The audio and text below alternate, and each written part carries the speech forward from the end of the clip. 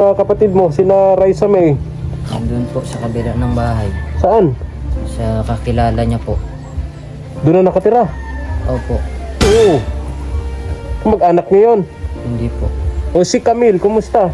Doon po sa jowa niya nakatira na rin. Sa boyfriend niya? Opo.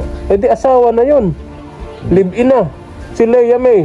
Wala po. Sa trabaho niya po. Nagtatrabaho. Opo. O yung sabi ng matandang lalaki, si Lola Linda daw, parang naliligaw.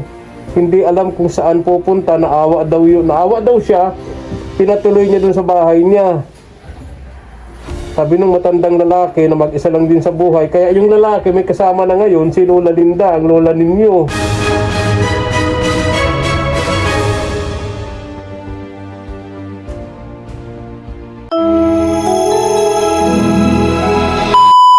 Subscribe to my channel. Good morning, ang mapagpalang umaga po sa ating lahat.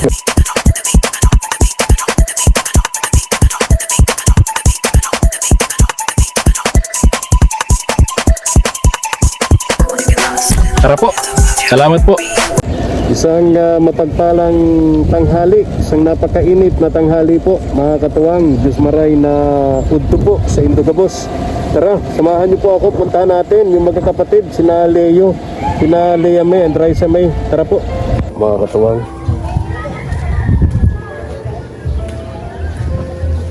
Ano na kayang kanagayan nila rito? Hindi na yata bumalik dito si Lola Linda. Ay, maraming aso. Tao po. Tao po.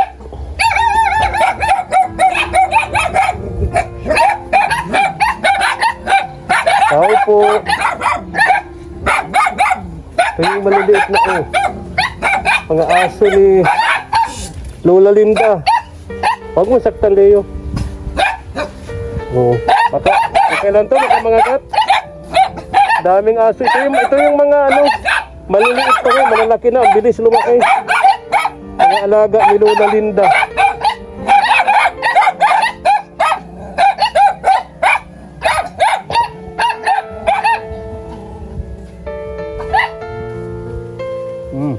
Maliwanag na dito. Kumusta ka, Leo? Okay, di nangangagat? Ha? Kumusta?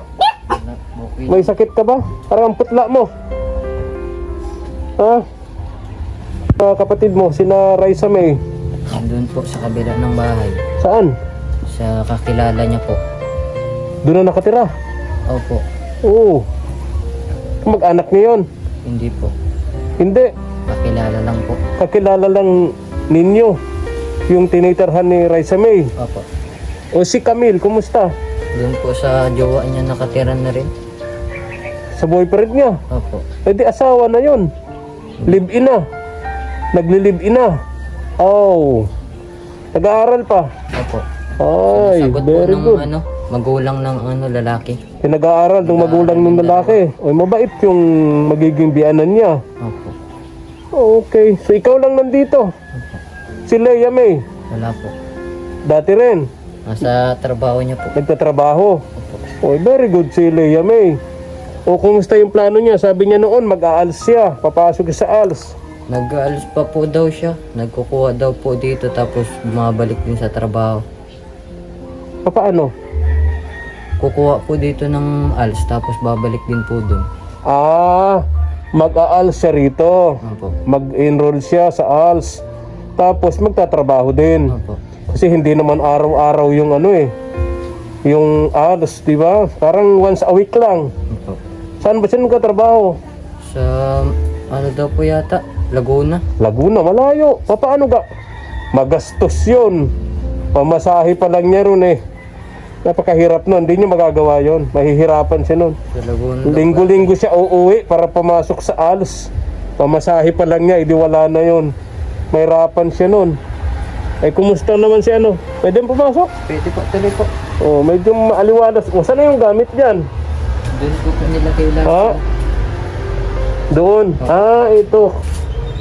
Oo, kasi wala naman nakatira dun sa kwarto ninyo. Wala si Lea May. So ikaw na ang... Parang wala na yung... Saan yung mga gamit dyan? Nandun po sa taas. Inilagay mo sa taas. So parang may kagigising pa lang. Ako po nakahiga. Ha? Wala pa po ako nakahiga. Kanina ka pa, bakit? Ano naramdaman mo? Kumain ka na? Oo, mag-aalauna na. Wala kang bigas? Meron po konti lang. Walang ulam? Ay, naku. Eto, parang hindi ka nagluluto dito. Nagluto po. Leo, Ito po. ha? Oh, anong ulam? Walang ulam. Ulam ko po kaninang umaga ito isda. At least may pambili ka ng isda. Sa ilog lang po. Naghuli ka ng isda sa ilog. Very good. Marunong ka bang lumangoy? Oo, delikado pag hindi, siyempre, ano? Okay. So, nakaulam ka ng isda dahil nanghuli ka sa ilog, yung isdang tabang, ano? Lambat lang po yung gamit namin. Lambat. Okay. Yan ang lalaki. May diskarte, ano? Okay. So, okay naman dito. Okay ka naman dito. Kahit mag-isa lang. Naglilinis po ako dito ng bahay ko. Ha? Wala po akong gawa. Naglilinis ng bahay. Tama, yun. Kasi ikaw naman nakatira dito eh. So, si Camille, may pamilya na. Po, may ano, Doon na nakatira sa kalibin niya. may ginagawa na po silang lahat ng ano. Silang lahat. May mga kanya-kanya na May ginagawa. kanya-kanya na. Si Raisa May naman, Doon na po sa kaibigan niya, doon nakatira. Paano? Di nag-aaral. Di na po. Ay, nag-aaral po. Ha? Nag-aaral po. Paano nagkakapag-aral yun? Sinasagot po nung ano. Nung tinitirhan. Uy, mabait yung kaibigan niya. Tapos po pag umaano si Lola, pag umuwi po si Lola dito, binibigyan po ng allowance. Si Raisa May.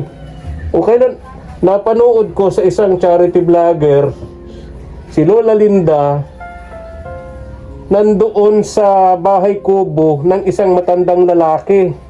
Napanood ko rin po yun, Kuya Efren. O, ang sabi ng matandang lalaki, si Lola Linda daw, parang naliligaw. Hindi alam kung saan pupunta, naawa daw siya, pinatuloy niya dun sa bahay niya. Sabi ng matandang lalaki na mag-isa lang din sa buhay, kaya yung lalaki may kasama na ngayon, si Lola Linda, ang lola ninyo. Doon po yun nakatira sa ano, bahay nila tito. Si Lola. Yun yung taga Maynila na lagi niyang pinupuntahan, ano? So ngayon, nandiyan na sa Panganiban, Nandiyan na. sa kaburan ng Ginto. Opo. So doon na nakatira na rin si Lola Linda. Opo. Pero yun nga, parang hindi niya matukoy, hindi niya mahanap doon sa bundok yung bahay nung anak niya. Kaya nandoon siya ngayon nanunuluyan sa bahay kubo ng isang matandang lalaki. Di ba, wala ba tayong pwedeng wala kayong alam kung saan doon sa Panganiban sa kaburan yun si Lola Linda? Hindi ko rin po alam kasi hindi po sa akin pinapaalam ng Lola. Bakit? Ang bahay ng matanda. Bakit? Ewan po, ayaw po kayong papuntahin doon eh. Ayaw. Ayaw. Bakit? Ewan po namin. Napanood ko yung sinasabi ni Lola Linda, hindi naman ako naniniwala doon, ang Leo, na parang parang ang reklamo niya, hindi niyo minamahal yung lola ninyo. Pag nandito nga po siya, wala naman po siyang ginagawa. Hindi naman po siya sinasaktan. Yung ano ko nga po doon, bakit niya nagkwento siya ng ganun doon sa isang ano, Kaya nga, sinasaktan. sabi ko nga doon sa charity vlogger, hindi totoo yan. Kilala ko yan si Lola Linda, kilala ko din yung mga apo niya nakasama sa bahay. Siya nga yung nananakit doon sa mga apo niya. O, di ba, kung batuhin ng wali si Lea May, di ba? O, minumura niya, pasensya na lang yung ginagawa. Kaya nga sabi ko kay Lea May, kay Raisa, may pasensya na, no? Kaya yun, tapos layas talaga ang Lola Linda. Hindi nagpapaawat, ano? Tago nasan po yung anak niya na bunso, nandun din po siya. Anak ba niya yung bunso? Opo. Ilan ba anak ni Lola Linda? 5 po. 5. Asan yung iba? Walay-walay po. Hindi na niya alam. Ang alam lang niya itong... Alam niya po lahat. Kaso hindi po siya nagpupunta doon sa iba. Pinupunta niya lang po talaga yung paborito. Itong bunso lang, itong paborito niya. Anong pangalan niya nito? Richard po. Richard. Ito yung paborito niyang anak. Opo. Doon siya lagi nakabuntot, ano? Mabait naman sa kanya. Mabait naman po sa kanya eh. Yan, sabi ko nga po, mas maganda yun nandun si Lola palagi eh. Kaysa po kung nasan si Lola. Tama. Oo. Eh, kumusta ka? May trabaho ka na? Wala po, diskarte lang kasi wala po nagbabantay ng bahay. Anong diskarte? Nagaano po ng palay pag may pa-baggage. Nagbabagage ng palay. Tapos nagbibilad. Opo. Mga yan, mga alam ko sa mga ganyan eh. Yung mga nagbibilad sa kalsada.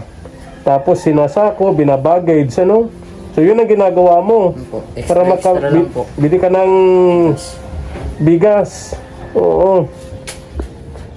Okay.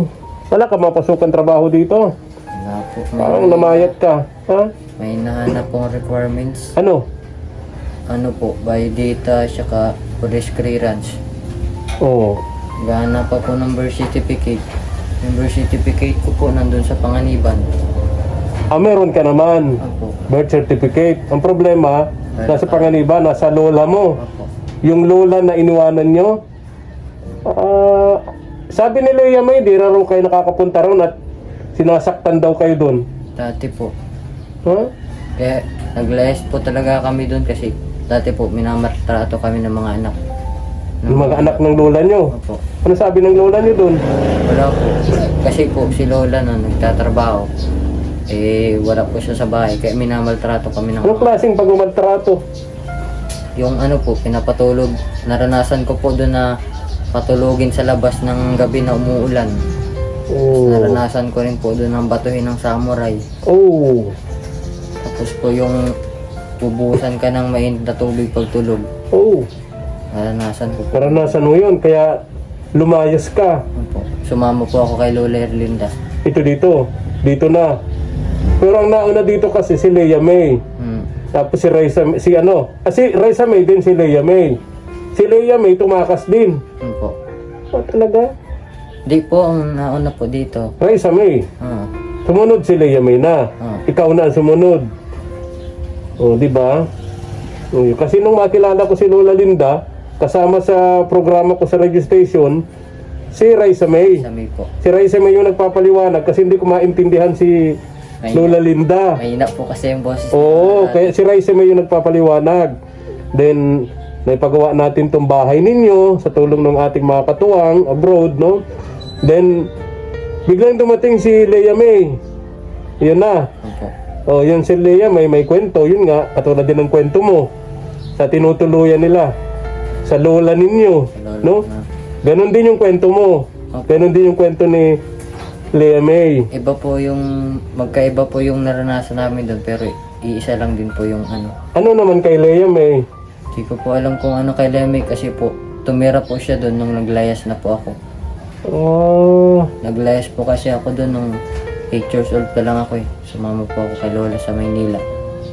dito kay Lola Linda. Ano po, Si Leia May naiwan dun. naiwan po doon. Pero sumunod dito kay Lola Linda, dito sa bahay na to. Opo. Nag-ano siya, tumakas din. Tumakas din dahil pang-aabuso, ganon. Hindi po kasi namin doon kaya yung mga maltrato ng anak eh. Pananakit. Pananakit po. Kawawa naman pala itong mga ito. Si Raisa May, yun yung nakakulong. Ang tatay. Hindi po. Taga-pasakaw po ang papa niya. Ay, sino yung pumatay sa nanay niyo? Yung pinaka ano po yun huli. Walang anak yun. Meron po kasi hindi po namin alam kung nasaan. Ilang edad? Siguro po ngayon ang edad nun na yan 6. 6 years old? Ah. Oo, talagang bata pa. Okay. Ano bang natapos mo, Noy? Grade 5 lang. Grade 5. Grade 5. So, kailangan mo mag-alas. Ano? Ilang taon ka na ngayon? 18. Kailangan mo talaga mag-alas, no? Then, pag alas ka, nakapasa ka, elementary graduate ka na, tulad ni Leia May, no? Then, mag-alas ka uli para, pag nakapasa ka, high school graduate ka na. Di ba? Opo.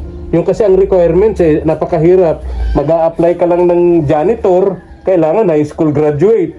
Kaya nga po gusto ko po talaga makapagtapos kahit ano lang po, grade 10, grade 11 kasi po may gusto ko po umano din, maging abroader din. Mag-abroad ka. Okay. Hirap ng pamumuhay dito ni. Nagkawatak-watak na po itong magkakapatid. Ang bihira. Si Lola Linda wala na, nakafocus na lang dun sa anak niya. Nandun na sa kaburan. Hindi na binalikan tong magkakapatid. Pambihira. Kaya yun, nagkawatak-watak na ito. Ay nako. Pambihira. Ano mo to? Ha? Dan mo to? Ang dagdag allowance mo dito. Thank you po. Ha? At kung hindi ako makabalik, padala ko na lang dito sa tricycle yung bigas, no? Padala ko dito sa tricycle yung bigas. Kilala naman kayo dito. Sinabing Lola Linda, no? Okay, bye-bye na. Bye po. Ingat po. Bigay sa atin yan ni Ma'am Nancy and Sir William of USA. Yung tumutulong sa inyo. Yung nagpagawa ng bahay na to, dapat giba-giba na to. Naalala mo, giba-giba na to. Apo. Ipinagawa natin to. Yan yung nagpagawa. Si Ma'am Nancy and Sir William of USA. Maraming salamat po kay Ma'am Nancy and Sir William. Malaking tulong po to sa akin. Makakaano na po to sa akin sa ano. Dugtong buhay. O sige na ha. Ingat ka dito ha. Huwag magbabarkada. Baka barka-barkada ka dyan. Alam mo naman mga barkada ngayon, di ba? Hindi natin po Hindi lahat matino, hindi lahat maayos, no? Yung iba dyan, alam mo na ang ibig kong sabihin. Sa edad mong yan, siyempre, yung tukso ng barkada, ano? O, ingat ka, Leo. Ingat din Ha? po kayo. Okay, salamat. Salamat. Alis na ako, ha? Okay, bye-bye na. Okay po. Ay, nako. Wala na, nagkawatak-watak na itong magkakapatid dahil po sa wala na, iniwan na sila ni Lola Linda, mga katuwang. Thank you for watching.